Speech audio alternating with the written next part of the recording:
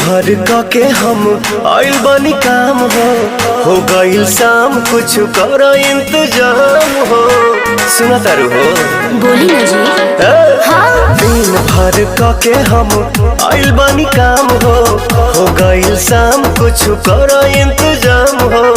दही में दम रही तबेला